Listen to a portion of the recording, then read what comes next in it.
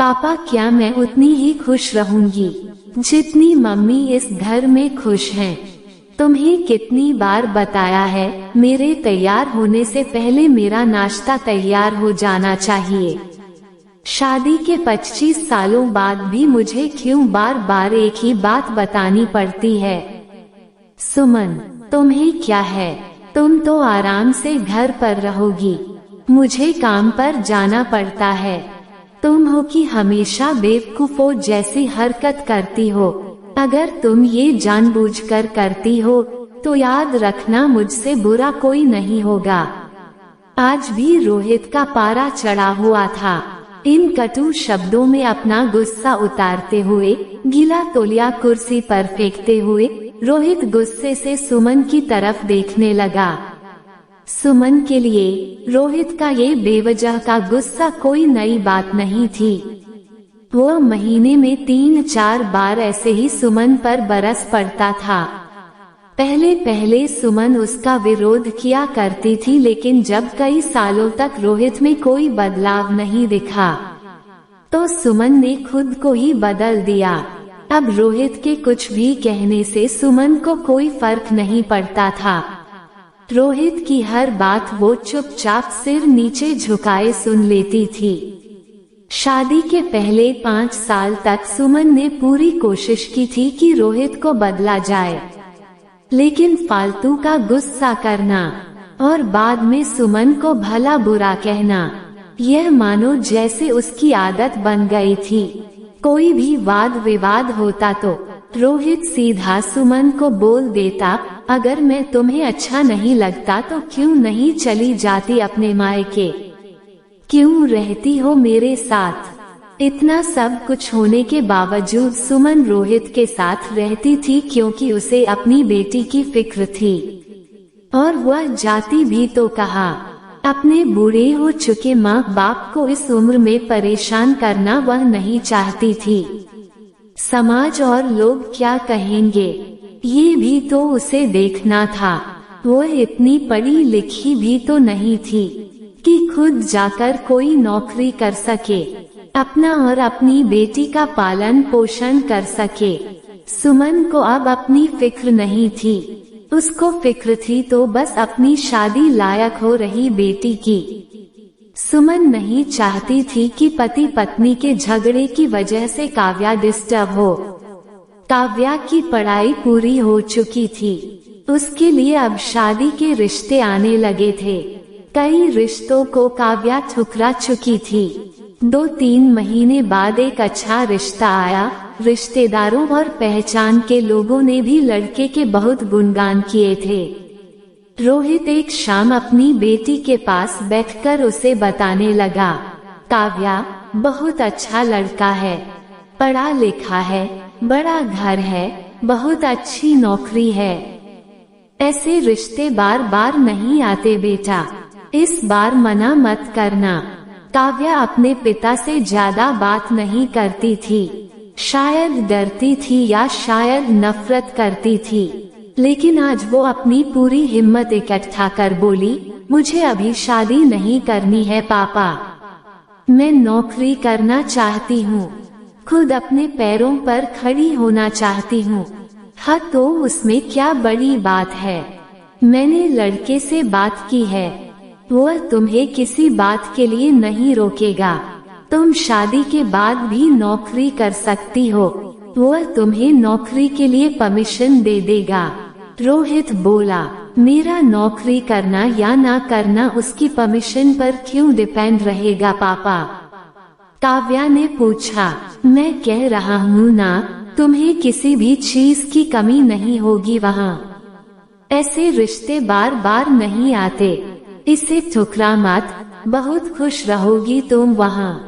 रोहित बोला, पापा क्या मैं उतनी ही खुश रहूंगी जितनी मम्मी इस घर में खुश है? काव्या ने तंज कसते हुए कहा, आज तुम्हारी जबान कुछ ज्यादा नहीं चल रही। रोहित गुस्से से आंखें बड़ी करते हुए बोला, पापा मुझे शादी ही नहीं करनी है, क्योंकि शादी के बाद अगर वह लड़का आपके जैसा निकला तो मैं क्या करूँगी? मुझे आपके जैसा जीवन साथी नहीं चाहिए, जो बिना बात के मुझ पर हमेशा चिल्लाए।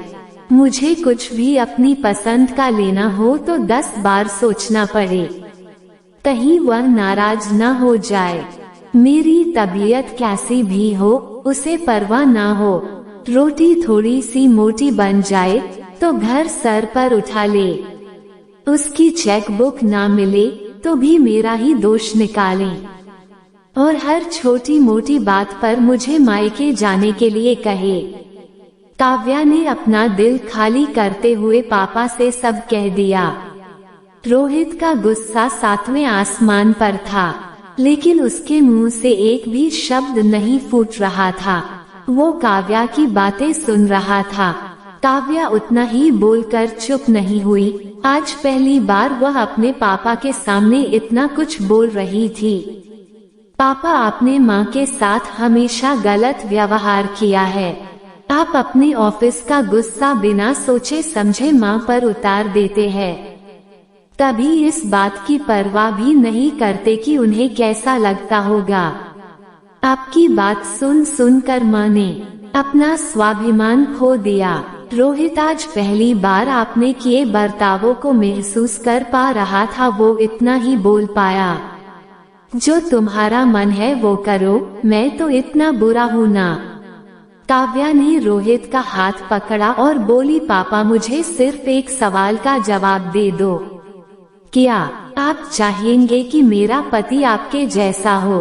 अगर आपका जवाब हाँ है तो कर दीजिए मेरा रिश्ता आज ही, और ना है तो मुझे आत्मनिर्भर बनने दीजिए। रोहित कुछ भी ना बोल पाया और वहाँ से चुपचाप बाहर चला गया। आज उसे सुमन के सामने जाने में शर्म आ रही थी। चलते चलते उसकी आंखों से आंसू बह रहे थे। रोहित ने आज से अपने आप को बदलने का निश्चय किया। अगले दिन से सुमन ने अपने पति में काफी बदलाव देखा। वह सोचने लगी कि जो हिम्मत काव्या ने दिखाई है, वह हिम्मत अगर मैं पहले ही दिखा देती तो शायद आज परिस्थिति कुछ और होती। अब काव्या पढ़ लिख कर अच्छी नौकरी करने लगी थी और 3 साल बाद उसके लिए एक अच्छा रिश्ता आया। और उसकी विदाई पर रोहित बोला, बेटा तू हमेशा खुश रहेगी, क्योंकि तेरा पति तेरे बाप जैसा नहीं है। रोहित की यह बात सुनकर सुमन और काव्या की आंखों से आंसू बहने लगे। दोस्तों, हमारे समाज में औरतों को भले ही देवी का दर्जा दिया जाता है, लेकिन वह स्वतंत्रता नहीं दी जाती जो उन्हें देनी चाहिए। उन्हें बचपन से ही बताया जाता है कि वह पराया धन है। स्कूल से आने में देर हो जाए तो पिटाई मिलती है। मोबाइल पर बातें करते हुए दिख जाए या खिड़की से झांकते हुए दिख जाए तो शक किया जाता है। माँ बाप का घर तुम्हारा नहीं है, पति का घर ही तुम्हारा घर है। जीवन भर यह बातें बता बता कर उन्हें ससुराल भेज दिया जाता है, और एक दिन किसी छोटे मोटे झगड़े में ससुराल वालों से उन्हें सुनना पड़ता है कि इस घर को छोड़ दो और मायके चली जाओ। अब आप ही बताओ दोस्तों, ऐसी स्त्रियों का सच्चा घर कौन सा? आखिरकार वह किस घर को अपना कहे? उम्मीद करते हैं आज की वीडियो आपको पसंद आई होगी, तो प्लीज लाइक, शेयर, सब्सक्राइब करें। आप सभी का बहुत बहुत धन्यवाद।